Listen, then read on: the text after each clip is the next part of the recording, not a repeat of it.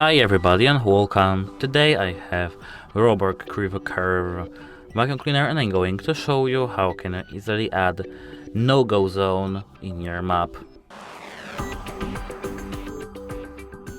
Here as you can see we have a button with draw. We're drawing something, we have to click on it, and here we can edit our map. We have to tap on no-go zone and now we have to click plus the no-go zone. And now as you can see, you can adjust our no-go zone and place it somewhere. For example here, and I want it to be the whole room. Now we have to click on this tick icon, and as you can see, no-go zone or invisible wall placed over robot. Clicking may be affected if saved. So as you can see, we can click save or no.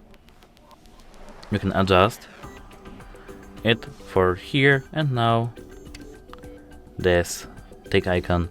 Now as you can see, we have our no-go zone placed over here. And that's it. Hope it helps you. Goodbye.